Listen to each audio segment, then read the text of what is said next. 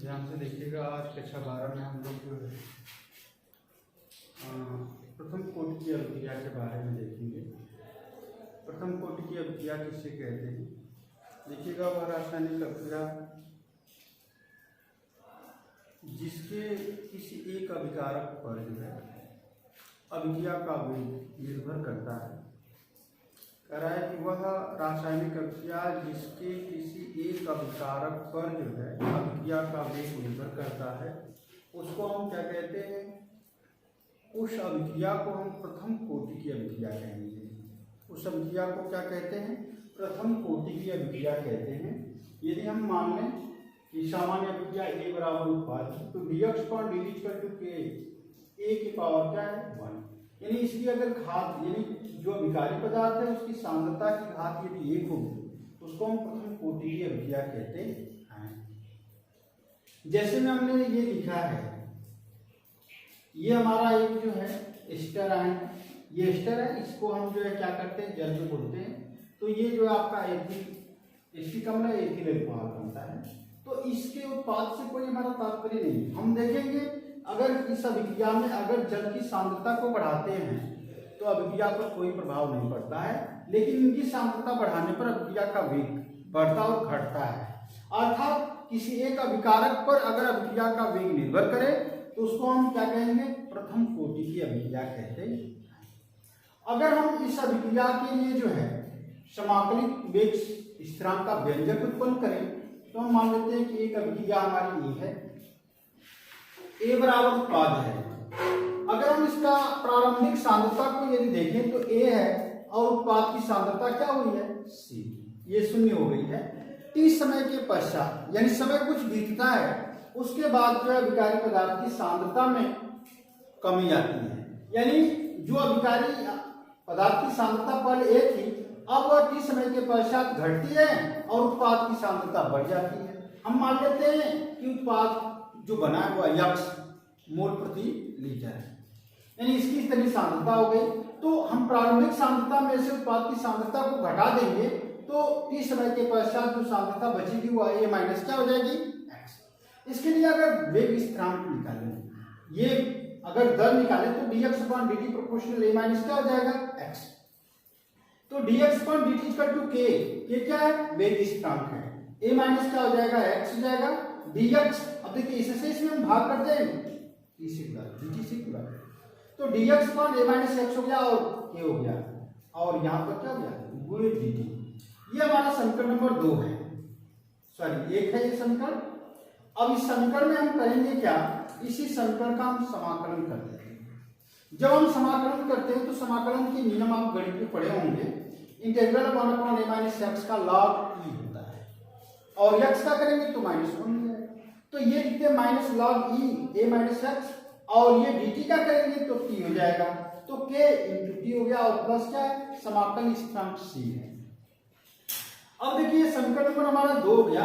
इसमें जो ये जो समय जब t था, जब समय t बराबर 0 था, तो जो उत्पाद की मात्रा वह क्या है? 0। x का मान क्या था? 0 था। इस समीकरण में t का मान 0 और x का मान भी 0 रखेंगे तो समाकल स्थिरांक c का मान हमें प्राप्त हो जाएगा। तो t बराबर 0, x बराबर 0 समीकरण 2 में रखते हैं। तो यहाँ पर आप रखेंगे तो 0 हो जाएगा, तो माइनस log e हो जाएगा। यहाँ पर 0 रखेंगे तो पूरा खत्म, c बचेगा। c का मान हमें प्राप्त हो गया। ये c का मान समीकरण 2 में ही हम रख देते हैं, तो ये समीकरण हमें प्राप्त होता है। देख रहे हैं ना? इसको हम इधर लाते हैं तो प्लस हो जाएगा, ये माइनस हो गया, k इंटू टी हो गया। अब देखिए log m माइनस n बराबर होता है log m अपॉन n। ये आप सूत्र पढ़े होंगे। लघुगणक में ये नियम होता है कि log m अपॉन n बराबर होता है log m और माइनस का log n। ये सूत्र होता है। इस सूत्र को हमने इसमें परिवर्तित कर दिया है यहाँ पर। अब t से हम भाग देते हैं तो वेग स्थिरांक का मान आ जाएगा 1/t, और log e A upon A minus क्या हो जाएगा? x। अगर ये बेस हटा दें, बेस को 10 कर दें, तो log e x बराबर होता है 2.303 log 10 इंटू x होता है। तो यहाँ पर A upon A minus x रहेगा, और e के स्थान पर 10 जब हो जाएगा तो ये 2.303 बढ़ जाएगा अपॉन t, और log A माइनस ए बटे ए माइनस क्या हो गया एक्स हो जाएगा।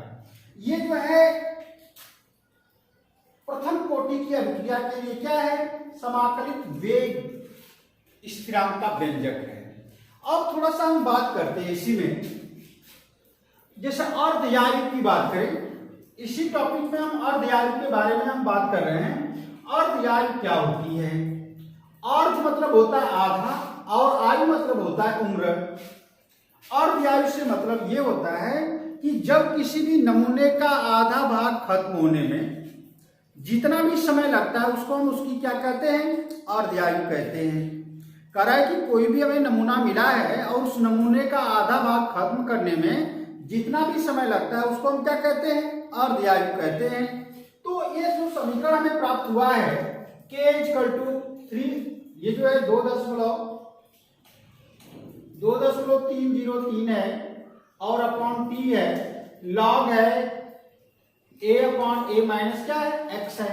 तो t के स्थान पर हम t हाफ रख दें, यानी t हाफ रख दें और a माइनस एक्स के स्थान पर क्या रखें। अब ध्यान से देखेंगे a बाई क्या लिख दें 2, तो हम ये मान इसमें पुट कर देते हैं तो k = हो जाएगा 2.303 upon t half into log लिखेंगे a के स्थान पर a ही जाएगा, a माइनस एक्स के स्थान पर a गुणे 2 हो जाएगा, ये कैंसिल हो गया तो ये k और ये 2.303 हो गया और ये t हाफ हो गया आपका। अब लॉग आपका 2 आ गया और बेस आपका 10 है, ये बेस क्या है 10 है। तो बेस जब 10 और आपका जो ये 2 का मान अगर देखा जाए लॉग टेबल में तो k = हो जाएगा 2.303 अब बटे 3 हाफ हो जाएगा और इसका मान होता है 0.3010, ये आपका हो गया। तो आपने 2.303 में जो है 0.3010 से गुणा करेंगे, 3010 से, ये 0000 हो जाएंगे पूरे के पूरे, ये आपका 3 हो जाएगा, 0 हो जाएगा, 3 हो जाएगा, 2 हो गया, ये आपका 0000 हो जाएगा, 3 3 के 9 हो जाएगा, 3 0 हो जाएगा और 3 3 के 9 3 दूनी 6, तो ये 3 0 0, ये 2 हो जाएगा, ये 3 हो जाएगा, ये 9 हो जाएगा, ये 6 हो जाएगा। 0.347 पर 2 2 4 और 3 7। अब ये इसका मान आ जाएगा, इसका मान क्या आएगा k = हो जाएगा 0.6932 अब बटे क्या हो जाएगा t हाफ। ये आपका क्या है प्रथम कोटि की अभिक्रिया के लिए अर्धयायु पर वेग स्थिरांक है, या अगर t हाफ का मान ज्ञात करें तो t हाफ बराबर आप लिख सकते हैं 0.6932 अब बटे क्या a, यानी प्रथम अभिक्रिया की अर्धयायु की गणना इसके द्वारा कर सकते हैं।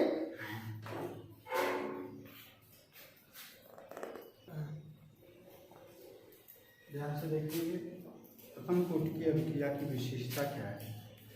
प्रथम कोटि की अभिक्रिया की विशेषताएं, प्रथम कोटि की अभिक्रिया की पहली विशेषता है कि ये जो है इस समीकरण का पूर्णतः पालन करती है। जो हमने समीकरण निकाला है समाकलन के दौरान, तो ये k बराबर 2.303 upon t into log a upon a minus x, ये जो समीकरण प्राप्त होता है इस समीकरण का पूर्णतः जो पालन करती है अभिक्रिया वह प्रथम कोटि की अभिक्रिया कहलाती है। इसका जो मात्रक होता है प्रति सेकंड होता है, यानी कि k का मात्रक, k का मतलब होता है वेग स्थिरांक। प्रथम कोटि की अभिक्रिया के लिए वेग स्थिरांक जो आया है k, उसका मात्रक प्रति सेकंड होता है और k का जो मान होता है अभिकारी पदार्थ की सांद्रता पर निर्भर नहीं करता है, वह किस पर निर्भर करता है, समय के मात्रक पर। समय का मात्रक जो होता है उस पर k का मान निर्भर करेगा। अब प्रथम कोटि की अभिक्रिया पूर्ण भी नहीं होती है और इसको पूर्ण होने में बहुत अधिक समय अर्थात अनंत समय लगता है। अनंत समय लगने के कारण हम कह सकते हैं कि प्रथम कोटि की जो अभिक्रियाएं होती हैं वे कभी पूर्ण नहीं होती है। अच्छा, हम बात अब करते हैं द्वितीय कोटि की अभिक्रिया के बारे में। द्वितीय कोटि की अभिक्रिया क्या है, यानी किसी अभिक्रिया में, किसी रासायनिक अभिक्रिया में यदि किसी यानी उस अभिक्रिया का जो वेग स्थिरांक यानी वेग है वह जो है अभिकारी पदार्थ यानी दो अभिकारी पदार्थों की सांद्रताओं के ऊपर निर्भर करता है, या किसी एक ही अभिकारी पदार्थ की सांद्रता की घात क्या हो, 2 हो जाए, तो उसको हम क्या कहेंगे, द्वितीय कोटि की अभिक्रिया कहते हैं। यानी वह अभिक्रिया, वह रासायनिक अभिक्रिया जिसमें अभिक्रिया का वेग जो है दो अभिकारकों की सांद्रता पर निर्भर करता है, या एक ही अभिकारक है जिसकी सांद्रता की घात क्या है, 2, तो उसको हम क्या कहेंगे, द्वितीय कोटि की अभिक्रिया कहेंगे। जैसे हमने लिखा है a + a बराबर उत्पाद है, यानी dx/dt = k, a की पावर क्या है, 2। देखिए ये जो दो घात है ये अभिक्रिया की कोटि को दर्शाती है। अगर इसको न करके हम जो दो अभिकारी पदार्थ ले a और b, यदि किसी अभिक्रिया में दो अभिकारी पदार्थ हैं और दोनों अभिकारी पदार्थों के ऊपर ही, उनकी सांद्रताओं के ऊपर ही जो है अभिक्रिया की कोटि निर्भर करती है, तो ये dx/dt बराबर के a की सांद्रता इंटू b की सांद्रता, तो इसकी भी एक घात और इसकी भी एक घात जुड़ करके कितनी हो जाएगी, 2। जैसे में हमने यहाँ पर लिखा है एथिल एसीटेट है और सोडियम हाइड्रोक्साइड है, इन दोनों से क्रिया कराते हैं तो अगर इनकी सांद्रता परिवर्तित होती है तभी अभिक्रिया के वेग पर प्रभाव पड़ता है। अगर सोडियम हाइड्रोक्साइड की भी सांद्रता को घटाते और बढ़ाते हैं तो अभिक्रिया के वेग में परिवर्तन हो जाता है, अर्थात इन दोनों अभिकारी पदार्थों के ऊपर अभिक्रिया का वेग निर्भर है, अर्थात हम कह सकते हैं कि यह अभिक्रिया द्वितीय कोटि की अभिक्रिया कहलाएगी। अब द्वितीय कोटि की अभिक्रिया का जो समाकलित वेग समीकरण है उसको हम कैसे प्राप्त करेंगे, तो हम एक समीकरण मान लेते हैं कि a और b दो अभिकारी पदार्थ हैं और इधर एक उत्पाद बनता है। प्रारंभिक अवस्था में यदि हम देखें तो जो अभिकारी पदार्थ a है उसकी सांद्रता a स्मॉल a है और जो b अभिकारी पदार्थ है उसकी भी प्रारंभिक सांद्रता स्मॉल a ही है, यानी दोनों पदार्थों की प्रारंभिक सांद्रताएं एक दूसरे के बराबर हैं और उस समय उत्पाद जो कुछ बना ही नहीं आता तो उसकी सांद्रता 0 है। t समय के पश्चात यदि हम देखें अभिक्रिया हो जाती जब है, इन दोनों के बीच अभिक्रिया जब संपन्न हो जाती है तो इनकी सांद्रता जो घटेगी और उत्पाद की सांद्रता क्या होगी, बढ़ेगी। हम मान लेते हैं कि उत्पाद जो बना हुआ क्या है, x मोल प्रति लीटर है, तो इनकी सांद्रता a-x हो जाएगी और इनकी सांद्रता a-x हो जाएगी। अगर इन पर द्रव्य अनुपाती क्रिया का नियम लगा करके हम वेग समीकरण प्राप्त करें तो dx/dt अनुपात a-x इंटू a-x हो जाएगा। इन दोनों का गुणा करेंगे तो a-x का होल स्क्वायर हो गया और यहाँ पर ये प्रोपोर्शनल का चिन्ह हटाएंगे या अनुपाती का चिन्ह हटाएंगे तो ये स्थिरांक आ जाता है जिसको हम वेग स्थिरांक कहते हैं। अब देखिएगा इससे इसमें हम डिवाइड कर देते हैं और dt से हम भाग दे रहे हैं तो dx/a-x का whole square into k into dt हो जाएगा। अब ये समीकरण नंबर हमारा 1 हो गया। इस समीकरण का हम क्या करेंगे, समाकलन करते हैं। जब हम इस समीकरण का समाकलन करेंगे तो ये समाकलन के चिन्ह हैं और इनका जब समाकलन करेंगे तो a/a-x हो जाएगा, k और dt का t हो जाएगा और प्लस c क्या है, समाकलित स्थिरांक है। अब ध्यान से देखेंगे, अब हम जो है इस समीकरण को जो दूसरा समीकरण प्राप्त हुआ है उसमें t बराबर 0 और x बराबर भी 0, जब उत्पाद 0 था तो रख देते हैं तो c का मान 1/a प्राप्त हो जाता है। अब यही c का मान जो समीकरण 2 में आप रखेंगे तो ये समीकरण आपको बन के मिलेगा 1/a-x और kt प्लस 1/a, इसको आप ट्रांसफर कर देंगे तो 1/a-x माइनस 1/a हो जाएगा। इसका एलसीएम ले लेंगे तो a-x हो जाएगा, इसे डिवाइड करेंगे तो a बचेगा, a से गुणा करेंगे तो a हो गया और a से ये कट जाएगा a-x तो ये आपका माइनस चाहिए, a- से गुणा होगा प्लस हो जाएगा, a से कट जाएगा x/a क्या हो गया x। तो kt बराबर जब इतना प्राप्त हो जाए तो k बराबर क्या लिखेंगे 1/t x/a-x हो जाए, a इंटू a-x। अब अगर अर्धआयु की बात करें तो अर्धआयु के बारे में हमने आपको बताया है कि अर्धआयु क्या होती है, किसी भी नमूने का आधा भाग खत्म होने में, यानी किसी भी नमूने को हम ले लें और उसका 50 यानी 100 ग्राम ले तो 50 ग्राम खत्म हो जाए और उसको खत्म करने में जितना समय लगेगा वह उसकी अर्धआयु कहलाएगी। तो अगर हम मान लेते हैं कि x ये आधा बन गया तो आधा का मतलब x बराबर a/2 लिख देते हैं। x बराबर क्या लिखते हैं a/2 या a-x बराबर a/2 लिख दें और t के स्थान पर t½ लिख दें तो ये k हो जाएगा और t के स्थान पर t½ हो गया। x के स्थान पर अगर यहां से भी मान निकालेंगे तो x का मान a/2 आएगा और a × a/2 हो जाएगा, ये दोनों तो कट जाएंगे 1/a हो जाएगा, और t हाफ का अगर मान निकालें तो 1/k इंटू a। अर्थात हम कह सकते हैं कि द्वितीय कोटि की जो अभिक्रिया है वह जो है सांद्रता के व्युत्क्रमानुपाती होती है। अर्थात हम कह सकते हैं कि अभिक्रिया द्वितीय कोटि की अभिक्रिया की अर्ध आयु जो होती है अभिकारकों की प्रारंभिक सांद्रता के व्युत्क्रमानुपाती होती है।